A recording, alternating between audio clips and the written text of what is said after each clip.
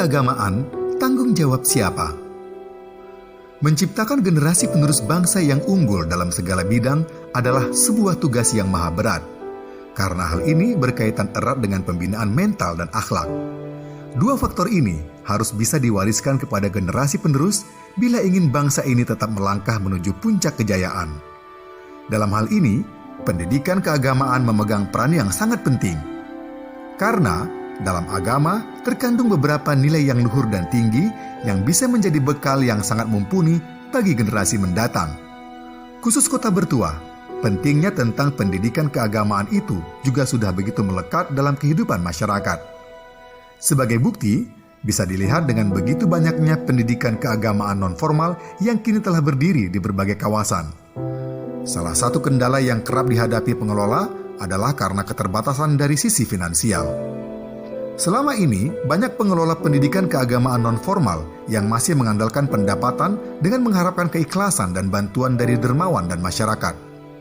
Tak jarang kita mendengar kabar kurang sedap tentang aktivitas dan honor guru pada sebuah madrasah yang tersendat meski bangunan sekolahnya berdiri megah. Begitu pula masih banyaknya para pengelola pendidikan penghafal Quran yang beraktivitas dengan kondisi seadanya. Kondisi ini yang kemudian menjadi perhatian serius DPRD Pekanbaru. Karena itu pula, wakil rakyat menggunakan hak inisiatif untuk menyusun rancangan peraturan daerah tentang pendidikan keagamaan non-formal. Diharapkan dengan lahirnya perda tentang pendidikan keagamaan non-formal ini bisa membantu masyarakat yang selama ini telah bertungkus lumus menjaga salah satu sendi kehidupan penting dalam masyarakat Melayu Riau ini. Pendidikan sejatinya adalah tanggung jawab negara seperti yang tercantum dalam aturan dasar negara kita. Namun, kondisinya tentu akan menjadi lebih indah bila ada partisipasi dan dukungan penuh dari masyarakat. Dengan niat yang bersih dan hati yang jernih, kami ucapkan selamat berdiskusi. Selamat menggali berbagai ide dan masukan. Semoga diskusi kita kali ini membuahkan hasil maksimal sebagaimana yang diharapkan. Assalamualaikum warahmatullahi wabarakatuh. Senang sekali pemirsa, saya Imelda Samsi dapat hadir kembali menemani Anda dalam program Dialog Tanjak Putra Madani, Tatanan Kebijakan Publik dan Peraturan Daerah Madani. Baik pemirsa dan juga para narasumber, karena memang sebelum kita melaksanakan dialog ini untuk kenyamanan kita berkomunikasi, tadi kita sebelum memasuki ruangan kita sudah mengikuti protokoler kesehatan menggunakan masker, cuci tangan dan juga sudah mensterilkan ruangan ini. Jadi dipersilakan untuk sementara waktu dalam dialog ini untuk membuka maskernya.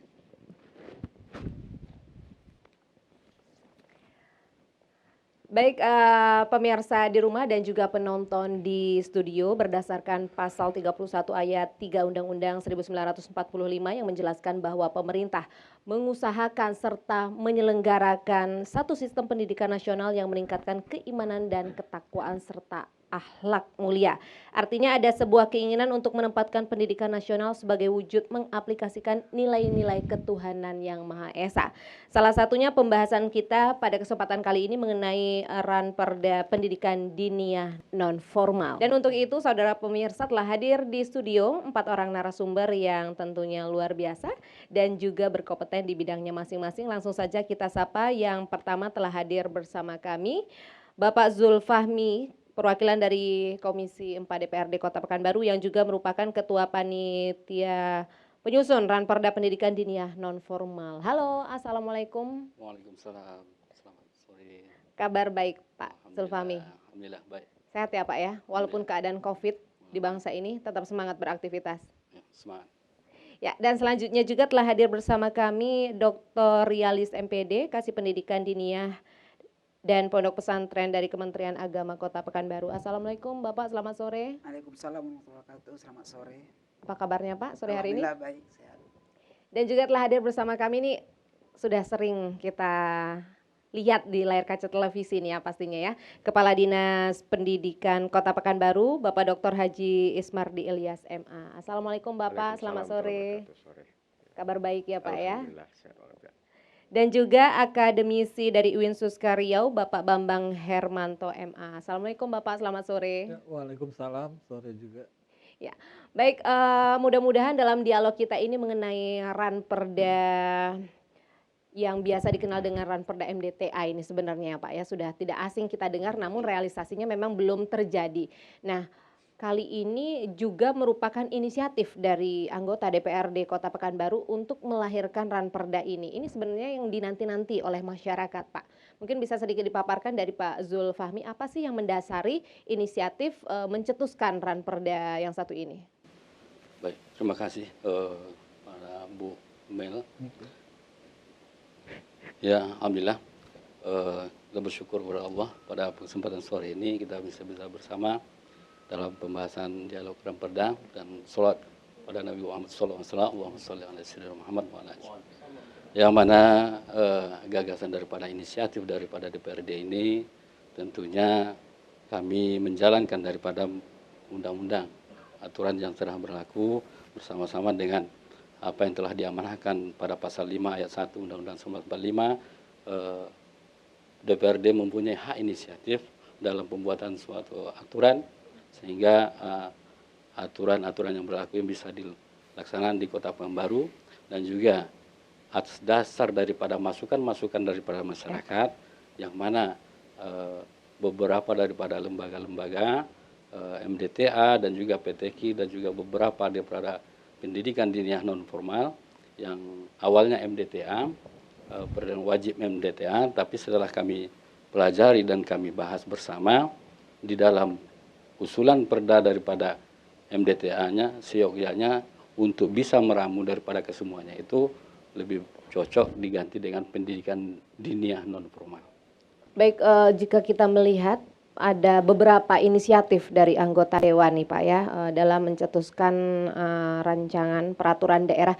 Kenapa dipilih Ranperda yang satu ini yang berkaitan dengan pendidikan keagamaan ini Pak?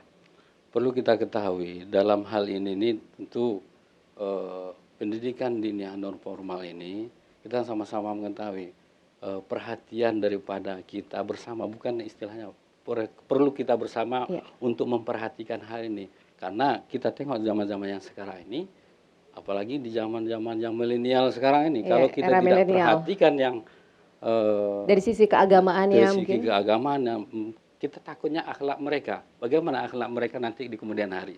Jadi kalau kita tidak sampai mengatur yang ini, nanti yang berefek di kemudian hari. Ya, baik, kita beralih ke Pak Bambang Hermanto ya selaku akademis dari UIN Suska ini yang melihat banyaknya pendidikan non formal, ada juga pendidikan formal. Kalau pendidikan formal ini tidak perlu kita ragukan lagi, memang sudah ada ya, sudah ada aturannya di sini. Sedangkan yang menjadi permasalahan saat ini yang dijadikan Ranperda adalah pendidikan non formal seperti itu ya, MDTA sebelumnya. Nah, menurut pandangan Bapak, bagaimana dengan rancangan peraturan daerah yang satu ini, Pak? Jadi kalau boleh kita tarik panjang ke belakang, memang persoalan pendidikan ini dari dahulu sampai sekarang kita tidak pernah membedakan pendidikan agama dengan tidak agama. Makanya dahulu kita sebut ini ada istilah dikotomi ya, pembedaan satu sekolah umum, satu sekolah agama. Kalau dahulu ketika Islam sudah masuk ke bumi Melayu ini, apalagi di tanah Riau yang memang identik dengan Melayu, Melayu identik dengan Islam, itu tidak ada pembedaan antara sekolah umum, sekolah agama. Cuman karena pengaruh kolonialisasi yang panjang di negeri ini, terjadi dikotomi. Nah, dikotomi ini hanya bisa merubah struktur, tapi di dalam hati masyarakat itu sendiri tidak berubah. Makanya ketidakpuasan itu tetap muncul ketika pemerintah hanya mampu mendirikan SD, SMP, SMA, ada yang mendirikan pondok pesantren, madrasah sanawiyah, aliyah gitu. Nah, cukup tidak. Karena apa? Karena memang ada yang namanya non formal. Non formal ini apa? Kalau kita merujuk kepada PMA, itu yang non formal ini adalah MDTA, kemudian Taman Pendidikan Quran dan juga Majelis Taklim. Nah, Majelis Taklim ini juga bagian dari pendidikan diniyah non formal. Dan ini bukan hal baru di Indonesia, bukan hal baru di negeri Melayu ini. Ini dari dahulu sampai hari ini tetap ada gitu. Cuman seperti kata Pak Zulfahmi tadi, perhatian kita yang belum fokus, belum full gitu. Makanya supaya bentuk wujud dari keseriusan kita untuk kembali meletakkan posisi pendidikan keagamaan ini pada porsi yang penting, makanya harus ada ranperda. Jadi selama ini kan kita tahu perjuangannya panjang. Kalau dari teman-teman guru-guru MDA, dari organisasinya, itu dari tahun 90-an bahkan sudah mulai ada keinginan untuk mengangkat derajat MDA dan pendidikan diniah non formal. Tidak cuma di Pekanbaru tapi di seluruh Indonesia. Tapi di Pekanbaru sendiri itu perjuangannya sudah panjang, dan hari ini kita berterima kasih kepada DPRD yang mau memanfaatkan hak inisiatifnya yang selama ini, terakhir saya nggak tahu nih kapan terakhir DPRD menggunakan hak inisiatif, tapi tahun ini digunakan untuk merumuskan satu regulasi yang kita tunggu, yaitu pendidikan diniah non formal. Jadi sangat urgen sekali. Ya. Jadi harapan kita ya, hak inisiatif ini memang merupakan harapan yang sudah lama sebenarnya ya, dan akhirnya tercetuskan di tahun 2020 ini, begitu Pak Bambang ya. Kita beralih ke Pak Kadis ya. Pak Kadis, selaku Kepala Dinas Pendidikan Kota Pekanbaru ini kan melihat bagaimana nuansa dunia pendidikan yang memang ini sangat dibutuhkan, bukan hanya di negara kita ya, pastinya ini di seluruh dunia membutuhkan pendidikan baik itu formal ataupun non formal.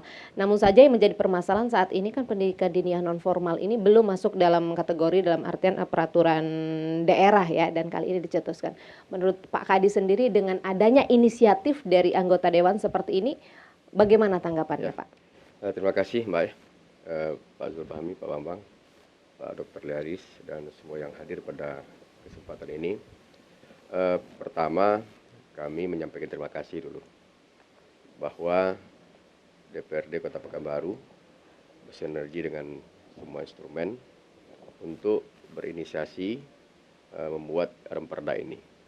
Artinya dengan remperda ini nanti ada jaminan bagi pendidikan non formal di Kota Pekanbaru untuk bisa sejalan, selevel ya dengan pendidikan formal lainnya. Itu pertama dulu. Saya sangat berterima kasih, dan memang sebenarnya ini sesuai dengan seluruh alur stratifikasi kita ini. Misalnya di RPJMN itu, baik di RPJMD kita berada di di misi 1 itu. Kalau kita tengok tujuan pendidikan nasional itu dari atas ya, itu kan untuk membentuk anak didik bertakwa, beriman dan bertakwa kepada Allah, kepada Tuhan Yang Maha Esa, lalu berakhlak mulia, kreatif dan seterusnya. Di RPJMD kita turunannya ya, kalau nanti tadi ada RPJM ya, ada visi pendidikan kita secara keseluruhan. Di RPJMD kita itu kita berada pada misi 1. Itu juga bunyinya ya, mewujudkan anak didik yang berakhlak, beriman bertakwa ya. Lalu visi kota kita, bahwa Pekanbaru selain punya visi daerah, kita juga punya, wali kota kita juga punya visi antara. Dulu di periode 2012-2017 Metropolitan Madani, titik fokusnya di situ. Tapi di 2017 ke 2022 itu mewujudkan Pekanbaru menjadi smart city Madani, yaitu kota yang cerdas dan berkualitas. Artinya dari atas alur ini sejalan. Ya.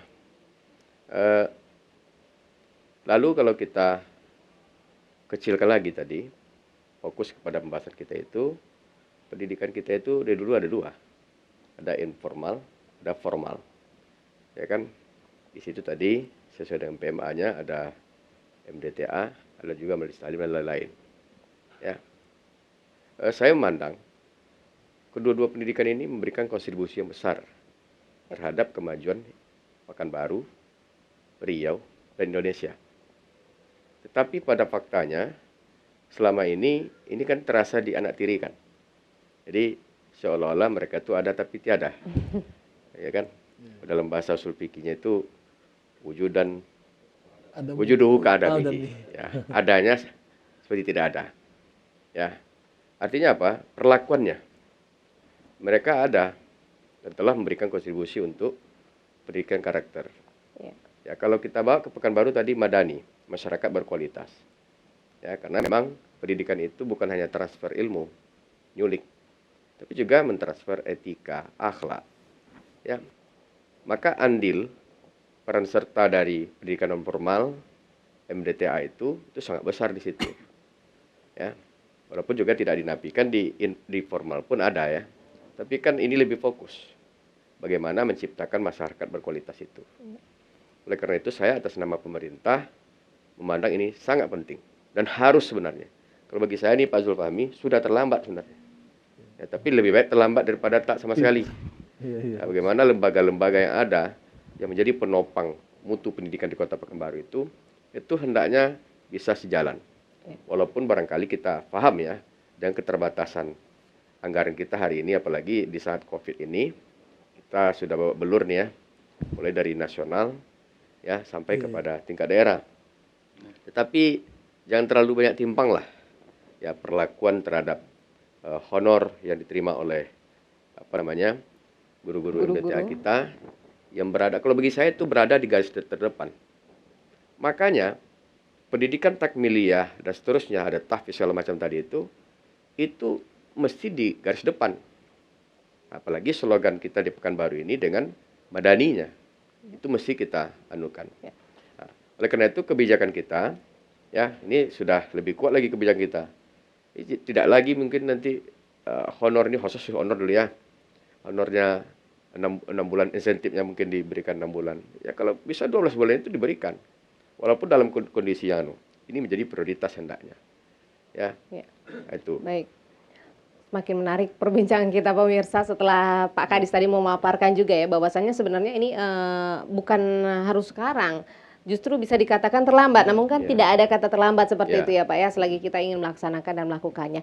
Pak Rialis, bagaimana dengan apa yang sudah dipaparkan oleh Pak Kadis juga tadi, oleh Pak Zulfahmi, Pak Bambang juga, ini Bapak perwakilan dari Pondok Pesantren juga ya, dari Kementerian Agama Kota Pekanbaru Pak. Ya baik, terima kasih Pak Dr. Ismail, Pak Zulfahmi dan kawan semuanya, pemirsa dimanapun berada. Tandanya Kementerian Agama sangat peduli terhadap pendidikan semua jenis, baik yang formal maupun non formal dan informal. Maka di Kementerian Agama itu sudah disusunlah, dia disebut dengan seksi pendidikan diniyah dan pondok pesantren. Tentang formalnya ada lagi di seksi pendidikan madrasah Pak. Kita ketahui di madrasah itu khusus Raudatul Aqfal, kemudian MI, MTS dan MA. Sedangkan di pendidikan diniyah dan pesantren itu ada namanya pendidikan yang disebut hari ini pendidikan diniyah formal, ada pendidikan diniyah non formal. Maka yang dibahas oleh DPR yang disebut inisiatif DPR, sangat terima kasih Pak, Kementerian Agama, Kemenak Kota sangat dukung dan sangat ucapan apresiasi terhadap Raperda ini, karena juga mendukung dari kependidikan yang ada di Kemenak Kota itu. Untuk kita ketahui, kita luruskan Bapak Ibu sekalian yang kami hormati, dan selalu orang bilang, kalau selalu dibilang MDTA Pak, orang-orang TPQ mulai dia minder, Berkecil hati. berkecil hati. Maka pada kesempatan yang sangat berbahagia ini saya terangkan, disebutkan di sini pendidikan diniyah non formal itu. Nah, ini pendidikan diniyah non formal itu Bapak Ibu sekalian adalah pada jalur pendidikan yang ada di masyarakat, yang diselenggarakan oleh masyarakat. Sedangkan pendidikan yang diniyah formal, pendidikan keislaman itu juga diselenggarakan oleh masyarakat, tetapi harus ada di dalam pondok pesantren. Ini namanya pendidikan diniyah formal. Yang MDTA hari ini Bapak Ibu sekalian yang awalnya itu Pak Zul, anggota Dewan agar tahu dia semua yang hadir, 397 lembaga. Dengan jumlah guru hari ini 2.388. Sebelum kita lanjutkan perbincangan kita, nanti kita akan menyaksikan bersama, ini ada mungkin tanggapan-tanggapan dari masyarakat ya terkait dengan Ranperda diniyah non formal ini, karena memang masyarakat juga sepertinya menginginkan adanya Ranperda ini sejak lama seperti itu. Berikut pemirsa kita saksikan bersama cuplikan berikut ini. Ya, ini sangat mendukung sebetulnya, karena kami pegiat pegiat rumah tahfiz dan pesantren tahfiz Al-Quran ini bergerak sebetulnya dari 10 tahun yang lalu. Makanya kan kalau kita lihat pesantren Quran atau pondok pesantren Al-Quran atau tahfiz itu kebanyakan adalah dikelola oleh pihak swasta ya, dikelola oleh masyarakat ya. Kami ini sebetulnya supporting. Kalau ini sebalik sekarang, kami yang pokok, masyarakat yang pokok, ya kan? Pemerintahnya supporting. Nah, mari kita balik. Pemerintah daerah, pemerintah pusat yang pokok, ya kami yang mendukung. Jadi apa respon antum nih begitu mendengar soal ranperda inisiatif Dewan ini? Oh bagus sekali, kita berharap betul itu. Karena kalau pemerintah campur tangan banyak hal yang mungkin bisa dibuat ya. Pertama mulai dari pembangunan fisik madrasah itu sendiri, sarana prasarana. Itu jelas tuh banyak madrasah itu sekarang memang kurang. Kita ini lumayan bagus ya. Yang bagus secara fisik. Nah, tapi yang tidak secara fisik mungkin masih banyak dibutuhkan. Contohnya? Honor guru itu betul-betul bukan lagi sangat rendah. Honor guru itu kalau guru itu masuk pagi bawahnya, dia kan setiap hari ya, boleh dikatakan setiap hari. Itu sekitar 500-an. Nah, nanti kalau dia ngajar pagi sore ya dapatlah kan agak 1 juta gitu. Kalau masuk dia pagi sore. Ya, baik, tadi telah kita saksikan bersama bagaimana tanggapan dari beberapa masyarakat terkait dari ranperda diniyah non formal ini. Namun salah satu hal yang terbersit oleh kita mungkin arahnya ke Pak Zulfahmi ini ya, yang merupakan salah satu bagian dari pencetus lahirnya ranperda diniyah non formal ini, Pak. Permasalahannya adalah gaji tadi kan, karena ini kita ketahui sudah lama sekali, sudah bertahun-tahun ini kan, padahal ini pendidikannya bisa dikatakan kurang lebih sama, namun gaji yang diterima oleh guru-guru honorer ini dengan kapasitas yang sangat minim begitu Pak. Apakah ini merupakan salah satu dasar tercetusnya ranperda yang satu ini, Pak Zulfahmi? Baik, memang tercetusnya perda ini termasuk salah satu dasar perda inisiatif ini terbentuk, karena kita sangat menyayangkan apa yang telah disampaikan, apa yang disampaikan Bapak tadi. Honor daripada guru MDTA itu memang di bawah rata-rata, dan kita memberikan aplaus betul lah kepada guru-guru MDTA. Walaupun sebegitu mereka terima, luar biasa, mereka masih ikhlas memberikan ilmu mereka kepada anak-anak kita. Memang luar biasa. Tidak bisa kita memberikan suatu apa terhadap guru-guru MDTA, tapi dengan adanya ranperda ini mudah-mudahan semoga terbantu ekonomi maupun bertambah giat lah hendaknya ke depan. Ya, baik, tentunya dengan ranperda ini harapannya dapat juga ya kembali meningkatkan semangat para guru-guru ini salah satunya. Ya, jadi sedikit terharu juga ya, karena memang ini harapan dari masyarakat. Kalau dari Pak Bambang sendiri bagaimana ini Pak terkait memang gaji honorer ini yang memang sudah sangat lama ini ya menjadi polemik. Ya, karena memang kunci dari keberhasilan pendidikan itu kan di guru. Bagaimanapun kita mau mengatakan apa kurikulum, media, segala macam, kalau gurunya tidak diperhatikan, kualitasnya pastilah. Jangan berharap beli barang bagus dengan harga murah kan itu ya. Makanya kalau nanti kita ingin MDTA-nya bagus, dengan artian outputnya itu dinilai oleh masyarakat, punya akhlak yang mulia, punya tauhid atau keyakinan yang kuat, ya harus dari gurunya dulu dibenerin gitu. Kalau gurunya ketika mengajar saja masih ingat di dapur berasnya sudah habis, itu seperti apa dia akan fokus mikirkan muridnya. Makanya kita di dalam apa ya, ketika dibaca ranperda ini itu memang muaranya adalah perbaikan kelembagaan seperti yang disampaikan Pak Rialis tadi. Jadi tidak hanya MDTA, nanti akan muncul MDTW, kemudian outputnya ijazah MDTA yang selama ini tidak dihargai itu barangkali bisa dijadikan prestasi belajar gitu. Jadi kita berharap dengan Pak Kadis ini ijazah ini kalaupun tidak menjadi syarat wajib, seperti ada di beberapa kota dan kabupaten, misalnya di Medan itu menjadi syarat wajib, cuman masih polemik. Tapi setidaknya dikasih poin lah gitu. Jadi Nilai kalau tambah. masuk SMP, Nilai tambah. ada nilai tambahnya kalau pakai ijazah MDTA. Karena memang kita ingin serius MDTA ini dibenahi, mulai dari gurunya sampai nanti ke outputnya, muaranya akan insya Allah lebih baik. Ya, baik Pak Kadis, ini bukan kita ingin mengungkit masa lalu tidak ya. Memang kita mengapresiasi apa yang sudah disampaikan oleh Pak Kadis tadi, bahwasanya memang pendidikan diniyah non formal ini sebenarnya menjadi garda terdepan justru seperti itu ya Pak ya.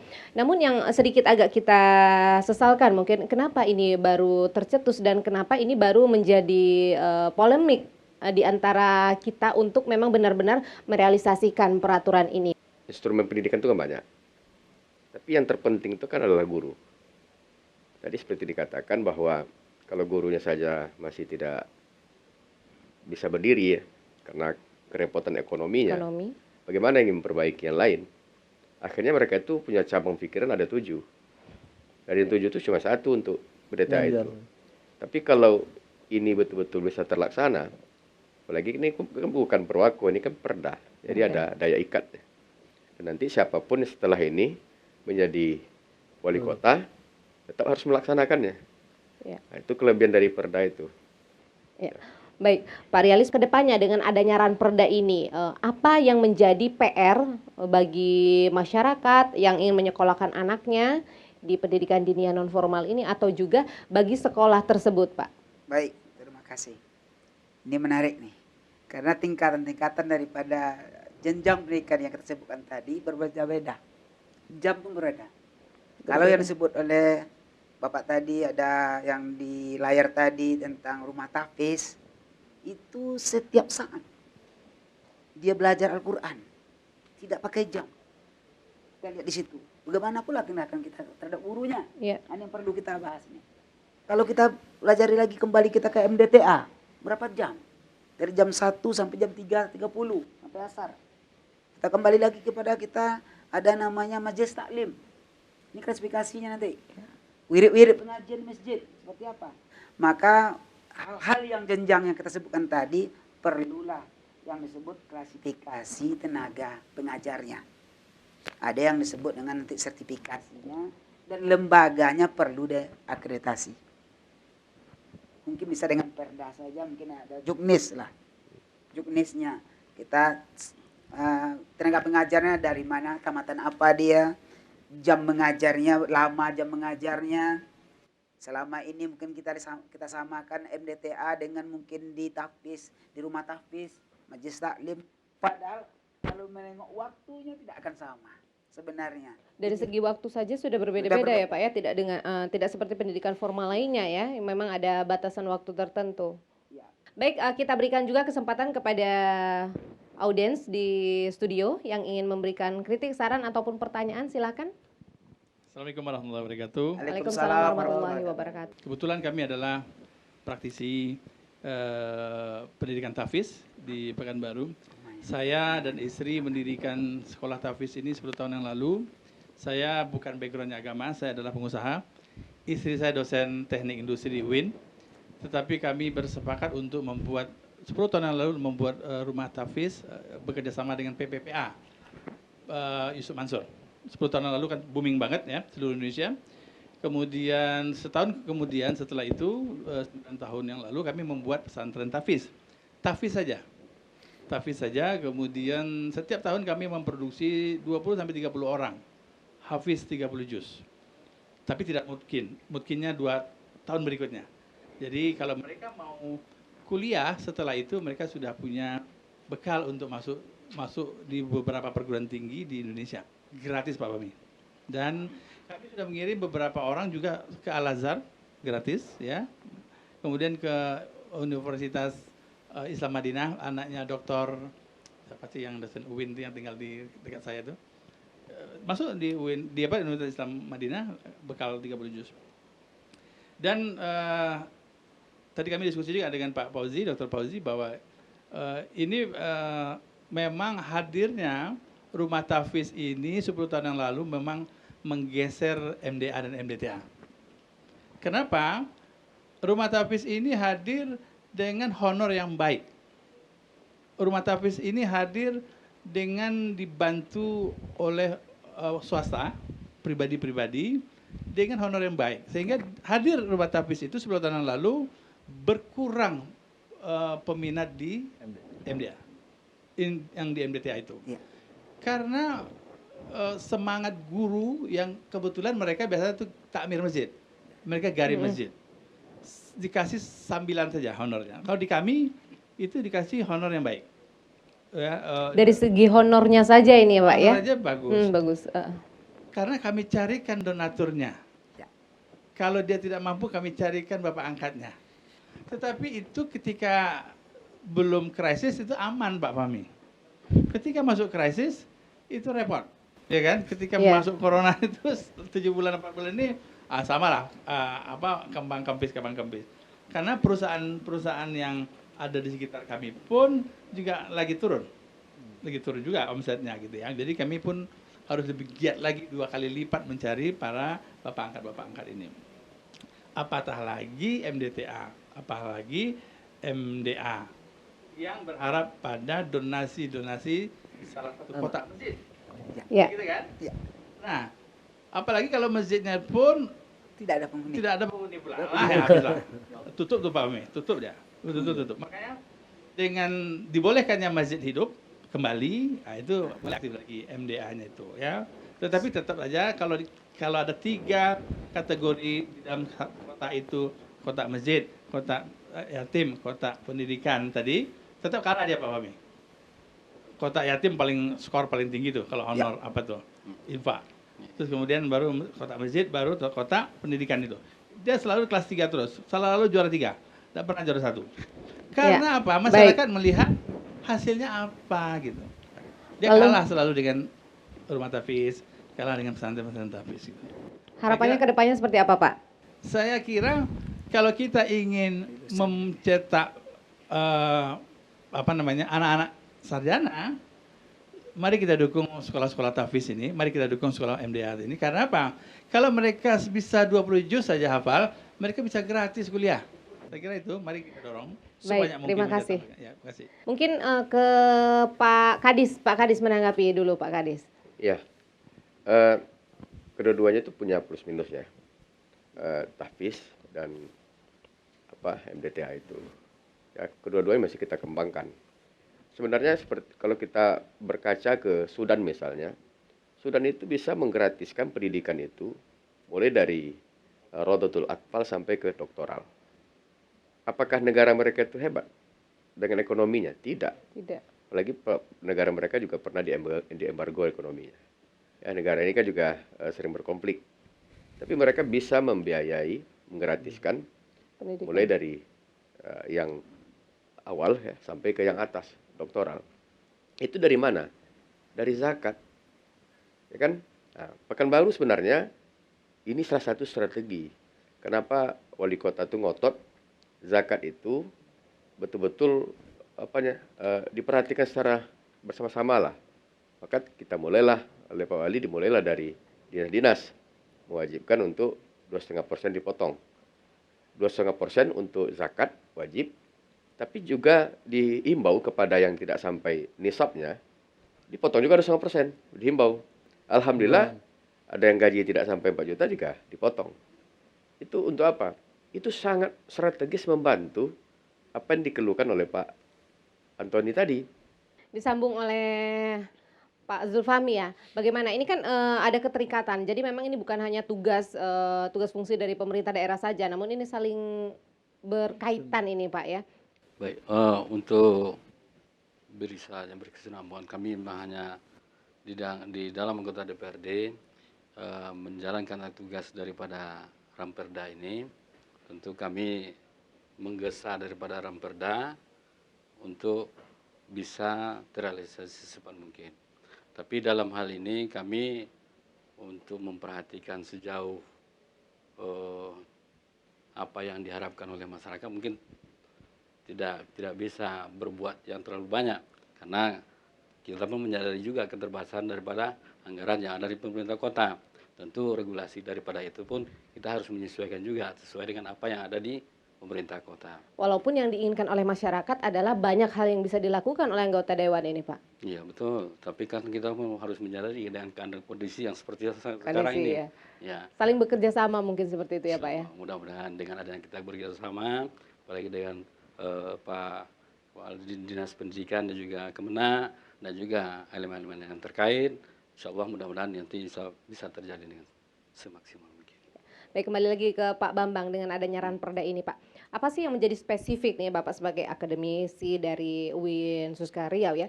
Jadi apa yang menjadi spesifik dengan adanya Ranperda ini dan mungkin ke depannya dengan adanya Ranperda ini justru akan kembali meningkatkan gairah pendidikan yang memang terutama seperti yang disampaikan Pak Kadis tadi adalah mengedepankan ketakwaan dan juga keimanan ini bagi para generasi muda khususnya untuk di Provinsi Riau ini Pak, di Kota Pekanbaru. Ya kita lihat ada kesadaran baru muncul ya. Mungkin 2 dekade terakhir, 20 tahun belakangan orang sadar intelektual itu bukan segala-galanya. Banyak orang cerdas tapi justru berbahaya bagi dunia ini gitu. Hitler ya, kita tahu cerdas, punya karakter kepemimpinan yang kuat, tapi berapa ribuan bahkan jutaan manusia mati dibuatnya. Jadi kecerdasan intelektual bukan segala-galanya, orang muncul emosional gitu. 1 dekade terakhir. Ternyata emosional juga tidak. Ada orang yang santai, sangat cool gitu. Tapi ternyata psycho gitu. Ternyata bunuh orang darah dingin saja. Bunuh orang tuanya, bunuh bapaknya ketawa-ketawa gitu. Karena ada dimensi lain, ada dimensi spiritual yang harus ditanamkan sejak kecil gitu. Jadi ke depan orang mungkin tidak akan cari orang cerdas lagi. Kecerdasan itu bagian salah satu saja, tapi salah satu yang penting itu spiritualnya. Spiritual yang dibangun dengan keyakinan dia terhadap agama, keyakinan dia terhadap kemanusiaan, dan itu hanya bisa dibangun dengan pendidikan keagamaan. Nah persoalannya sekarang, adalah ketika tidak ada aturan yang mengatur gitu, tidak ada aturan yang mengatur, maka akan bermunculan berbagai ragam. Tadi ada sekolah tahfiz yang mungkin selama ini belakangan kalau saya nggak sepakat juga kalau dia akan menggeser MDTA karena itu punya segmen yang berbeda-beda, segmennya beda-beda aja. Mungkin ada MDA yang agak turun gitu, tapi bukan karena ada tahfiz di situ, karena memang kualitas MDA-nya aja lagi nggak bagus gitu. Tapi kalau MDA-nya bagus, orang akan tetap ambil. Kita beralih ke Pak Aryalis. Pak, jadi ada tidak stigma dari masyarakat ini yang selama ini kita melihat ya, ataupun kita mendengar bahwasanya kebanyakan masyarakat yang memiliki ekonomi menengah ke bawah, atau bisa dikatakan masyarakat ekonomi bawah ini lebih memiliki keinginan memasukkan anaknya ke sekolah-sekolah dinia non formal ini Pak. Ada tidak stigma seperti itu menurut pandangan Bapak? Baik, karena masyarakat yang tahu MDTA dan lembaga pendidikan Quran lainnya, dia itu mungkin untuk menambah daripada pendidikan keislamannya. Hanya menambah tujuannya. Yang kita inginkan hari ini bukan untuk menambah dari yang di SD itu, SMP. Tapi secara keseluruhannya. Maka dihimbau di Raperda ini nanti, seandainya Raperda ini sudah kita sahkan oleh DPR ini, oleh kita semua. Peranan masyarakat juga kita butuhkan. Kesadaran masyarakat juga mengantarkan anaknya ke MDTA juga kita butuhkan sekarang.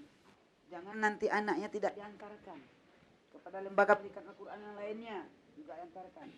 Bukan sekedar, oh hari ini kita sudah ada Raperda, besok gratis, itu bukan itu maksudnya. Ini Raperda ini menurut kami membuat motivasi daripada masyarakat agar peduli terhadap pendidikan keagamaan itu. Supportnya itu. Yeah. Nah, berarti tadi seperti ada di rumah-rumah tahfiz yang menjamur mungkin di Kota Pekanbaru khususnya, ya jangan untuk membuat mundur daripada kawan-kawan, bapak-bapak yang sudah nyumbang, donatur-donatur yang lain. Menambahlah. PR apa yang terjadi di MDTA nanti kepada tenaga pendidik, kita minta lebih meningkat, lebih berkualitas cara mengajarnya, sehingga lulusan anak MDTA, MDTW itu, dan juga lembaga pendidikan seperti TPA, TPQ juga semakin meningkat hasilnya. Bukan ala kadarnya. Maka meningkat tadi pendidikan Qurannya, bisa dia terima di PNS, bisa terima dari masuk ke universitas yang favorit mungkin menganggap kita itu. Seperti itu. Ya, baik kalau di Indonesia ini kan secara umumnya pendidikan bisa dilihat secara global. Mungkin ke Pak Kadis ya Pak. Kalau dari kurikulumnya sendiri itu seperti apa Pak antara sekolah formal dan sekolah diniyah non formal? Karena kalau sekolah formal ini kan banyak pelajaran-pelajaran dalam kurikulum secara umum ya Pak ya, pendidikan keagamaannya sedikit. Tapi kalau dari yang diniyah non formal ini kan lebih diutamakan ke pendidikan-pendidikan keagamaan. Nanti kalau memang tercetus Ranperda ini dan memang sudah disahkan, harapannya seperti apa Pak? Ya, kalau di sekolah umum itu kan memang agama kan paling minim kan. Sangat Bagi minim. kebijakan terakhir ini itu hanya 1 jam.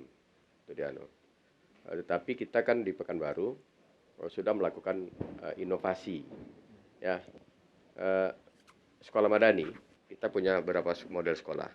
Dan itu akan kita kembangkan terus. Ada sekolah madani tingkat kota. Ada sekolah madani di tingkat kecamatan, baik SD maupun SMP.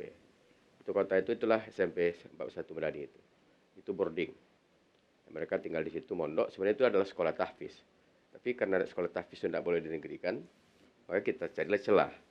Kita buat sekolah SMP biasa, tapi di situ nanti karena dia boarding ada kesempatan untuk tahfiz. Ya kan? Lalu di bawahnya itu sekolah tahfiz ini membina sekolah madani tingkat kecamatan. Ada 12 SMP, ada 12 SD. Ya, di situ juga ada tahfiz. Wajib membuat tahfiz di situ. Ya, ada kelompok tahfiz yang kita kembangkan di situ. Lalu sekarang ini inovasi kita terakhir itu adalah membuat sekolah model madani di bawah Masjid Paripurna. Seperti Ya, itu. ini adalah kolaborasi antara masyarakat dengan pemerintah. Jadi, tapi mesti di bawah Masjid Paripurna, karena Masjid Paripurna itu ada ramperdanya, ada perdanya, peraturan daerahnya. Kenapa? Itu menjadi payung hukum kita untuk melakukannya. Karena di perda itu ada 3 kegiatan di masjid itu. Pertama kegiatan peribadatan, yang kedua kegiatan ekonomi, yang ketiga pendidikan. Nah, sekarang sudah kita mulai ini, ya. Dan itu juga kita jadikan inovasi untuk menutupi kekurangan rombel kelas. Apalagi karena SMP ini kan bermasalah terus setahun ini. Walaupun tahun ini tidak ada ribut-ribut ya masuk SMP itu. Tapi biasanya ada sekolah di Gembok segala macam. Saya pas 1 hari di PLT kan waktu itu, ya kan besok pagi langsung PPDB ini. Saya begini hati saya itu. Ini bisa enggak saya ini? Karena itu PPDB itu adalah event khusus di Dinas Pendidikan itu. Iya. Alhamdulillah satu pun tidak ada laporan, termasuk DPRD. DPRD sini sudah mengatakan aman. Ya kan coba tengok di provinsi kan ribut-ribut. Sumbar ribut-ribut, Sulawesi juga, Makassar juga ribut, Jakarta juga ribut. Alhamdulillah Pekanbaru satu pun tidak ada ribut. Tidak ada, Ya. alhamdulillah. Ya, dan itu kita jadikan inovasi. Nah, sekolah ini adalah sekolah yang gedungnya itu milik Masjid Paripurna. Ya kan? Lalu, apa untungnya? Sekolah ini kita pinjam pakai dulu. Ya, gedungnya gedung masyarakat, tapi guru-gurunya digaji oleh pemerintah. Seperti menggaji imam Masjid Paripurna. Paripurna. Jadi gaji nanti di kecamatan. Baik, selanjutnya kami berikan waktu juga untuk audiens. Silakan. Dengan Bapak siapa, Pak? Assalamualaikum warahmatullahi wabarakatuh. Waalaikumsalam warahmatullahi wabarakatuh. Nama Ahmad Fauzi. Pak Fauzi. Berkecimpung memang di MDTA selama tidak lama, tapi 23 tahun. Sudah lama itu, Pak. Dan juga sebagai dosen di Fakultas yang sama dengan ya Pak Bambang dan Pak Ismardi. Baik, yang saya hormati Pak Kadis Pendidikan Kota Pekanbaru, Pak Kasih PD Pontren, Ketua Bappeperda, saudara saya satu fakultas Pak Bambang Demanto MA, dan Bapak Ibu sekalian yang saya hormati. Pertama, saya ingin mencoba dapat tilas kembali bahwa lahirnya Ranperda ini sebenarnya sudah lama dulu diadakan untuk melakukan Ranperda ya. Tahun 2019 ada semacam inisiatif dari kepala MDTA untuk mengajukan atau membuat Ranperda. Maka alhamdulillah pada tahun 2019 itu saya ditunjuk sebagai Ketua Rancangan Ramperda oleh Kementerian Agama Kota Pekanbaru dengan teman-teman semuanya. Maka kita buatlah acuannya awal, merupakan fondasi awal yang pertama itu. Bahwasanya bahwa kita ketahui bahwa Ramperda MDTA ini adalah hak inisiatif DPRD Kota Pekanbaru. Itu yang pertama. Yang kedua, kalau ini tidak digesa, kalau kepala MDTA tidak berbuat, maka takut kami nantinya DPRD Kota Pekanbaru diam semuanya. Maka harus kami gesa dari awal. Maka dibuatlah surat keputusan oleh Kementerian Agama, ditandatangani oleh Bapak Edward Esumar. Yang ketiga, memang apa disampaikan oleh Pak Ketua Zulfahmi tadi, amat miris kita bahwa mendengar, memperhatikan guru-guru MDTA kota di Kota Pekanbaru, apalagi di masa pandemi. 1 minggu yang terlalu kasusnya disampaikan kepada kami bahwa Pak Ketua banyak guru-guru MDTA yang sudah berhenti. Berhenti itu bukan artinya mereka berhenti, tidak, tapi diberhentikan oleh ketua masjidnya, yayasannya, dan segala macam. Dan alasannya tidak bisa memberi gaji. Di masa pandemi, guru-guru tidak bisa ngajar anak-anak karena memang kita tahu memang kita harus mengikuti aturan dari pemerintah.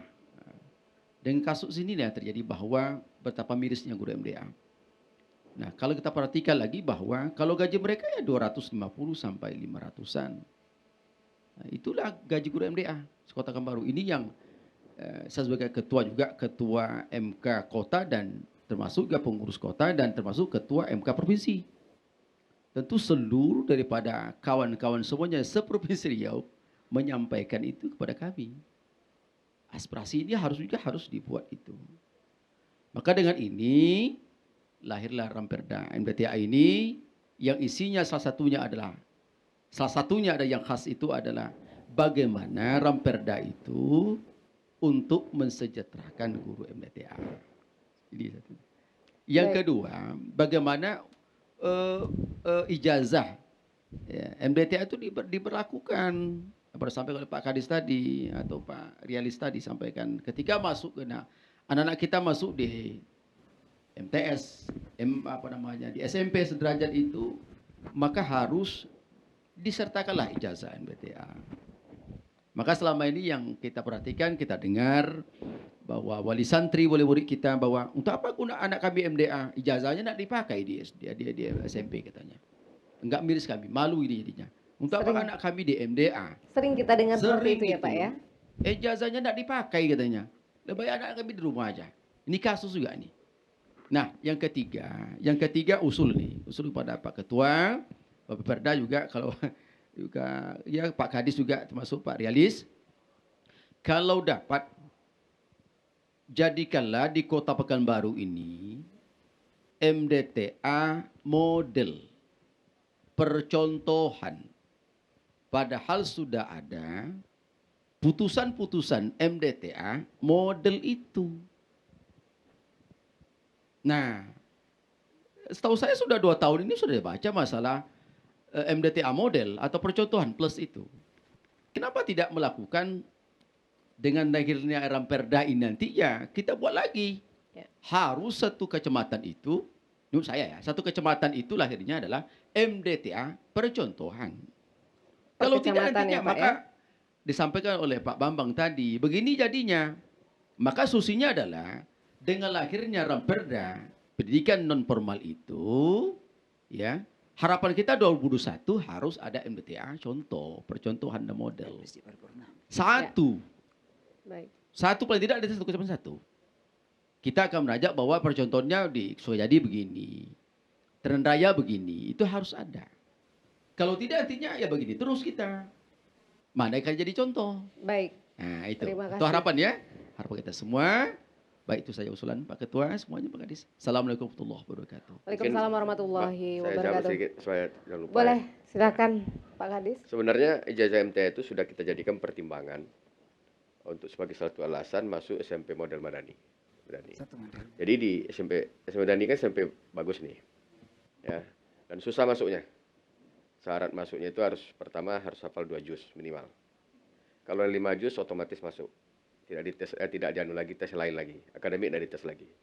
Tapi terbukti nanti 5 juz dia dapat, kita anu. Dan yang salah satunya yang kita dorong, yang kita lakukan adalah ijazah MDTA-nya. Itu menjadi poin tersendiri di item itu. Dan besok akan kita lakukan lagi di SMP Madani lainnya. Ya kan? Jadi kita sudah ambil kebijakan itu tahun ini. Nah, besok bukan hanya di SMP Madani tingkat kota, tapi juga akan kita lakukan nanti di ya SD favorit. Nanti akan kita lakukan pada semuanya kebijakan itu. Tapi memang karena tidak ada regulasi yang mengatur tentang itu, ya saya tidak tahu ya apakah ada di Ramperda ini. Kalau nanti ada Ramperda itu kita akan melakukan. Tapi kalau tidak tentu kita akan memprioritaskan anak-anak yang memang dia sudah punya ijazah MDTA.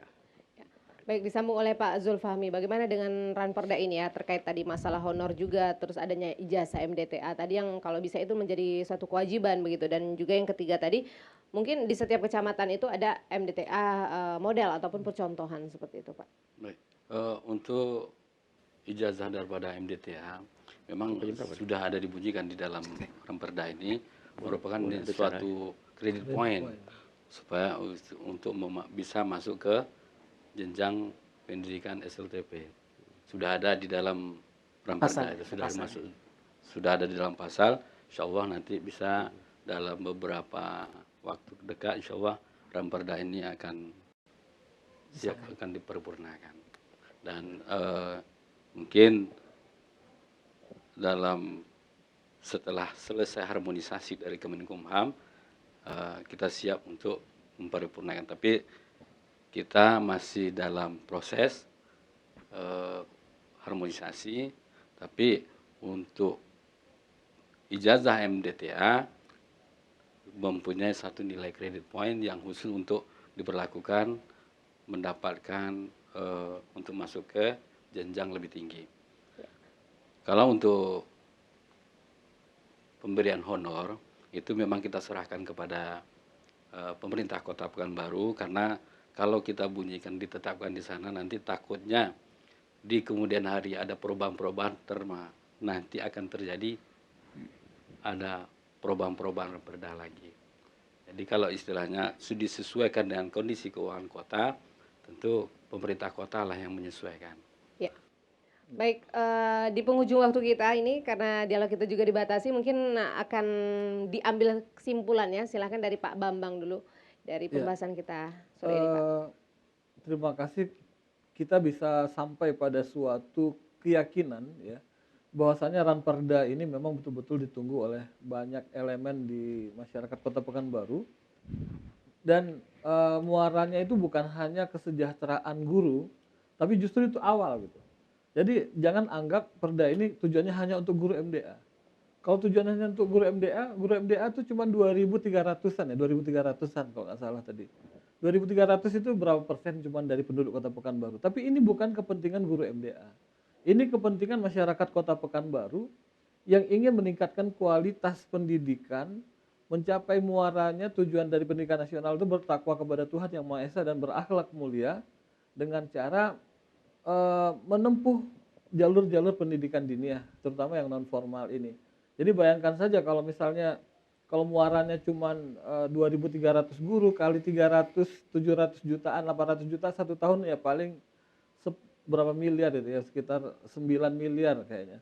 Kalau cuma tujuannya untuk itu, sayang nih Ranperda ini, sayang gitu. Yeah. Tapi tujuannya justru itu awal untuk menciptakan apa? Menciptakan pendidikan, lembaga pendidikan yang bermarwah. Karena dari dulu lembaga pendidikan keagamaan itu dulunya bermarwah gitu. Cuman muncul degradasi di tengah masyarakat yang ingin sekarang kita angkat lagi. Kalau dulu kan kita bangga anak pesantren gitu ya. Terus malu, kalau masuk pesantren malu. Sekarang harus bangga lagi jadi santri MDA, menjadi santri rumah tahfiz. Harus ada dibangun kebanggaan lagi. Ya itu barangkali. Terima kasih Pak Bambang. Silakan Pak Rialis. Baik, terima kasih. Dengan adanya Ranperda ini tadi ada sisi-sisi yang mungkin timbul setelah ini, yang tadi mungkin tentang gaji guru di lembaga pendidikan non formal itu, kemudian sarananya sudah mulai diperhatikan.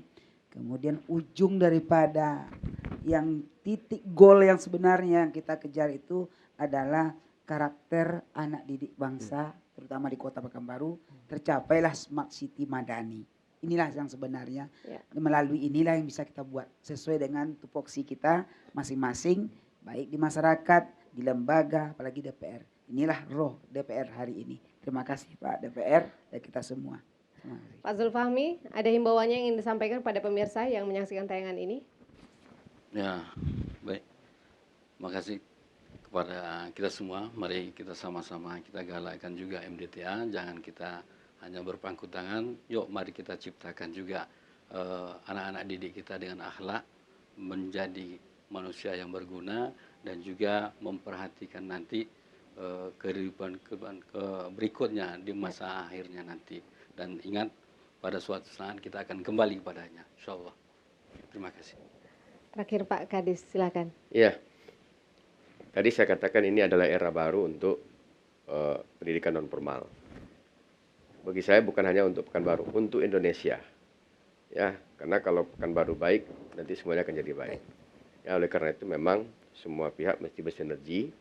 Ya, kita satukan persepsi kita dulu, dan salah satunya ini, ya kan? Tapi jangan hanya berbicara dalam instrumen yang kecil. Kalau honor itu kan hanya satu instrumen kecil. Tapi sebenarnya kita ingin memperbaiki bangsa ini melalui pendidikan. Nah, salah satu yang memberikan efek besar kepada pembentukan karakter, di mana bertakwa tadi, akhlak mulia, yaitu adalah pendidikan non formal. Ya. Baik, terima kasih Pak Kadis, Pak Zulfahmi, Pak Bambang dan juga Pak Rialis telah meluangkan waktunya pada sore hari ini berbagi informasi yang pastinya ini sangat bermanfaat ya bagi kita semua. Karena memang pemirsa, di mana kehidupan ini tentu tergantung pada pendidikan yang dimiliki oleh para generasi muda. Tentunya di sini kita sama-sama mendukung dan juga bekerja sama bagaimana pendidikan dinia non formal ini dapat terlaksana lebih baik ke depannya dengan harapan keimanan dan ketakwaan semakin meningkat dengan diperbanyak sekolah-sekolah pendidikan agama. Seperti itu Pak Rialis. Baik pemirsa, demikianlah tadi bincang-bincang kita dalam dialog kali ini. Kami ucapkan terima kasih atas perhatian dan kebersamaan Anda. Saya Imelda Samsi mengucapkan terima kasih. Sampai jumpa dan wassalamualaikum warahmatullahi wabarakatuh. Waalaikumsalam warahmatullahi wabarakatuh.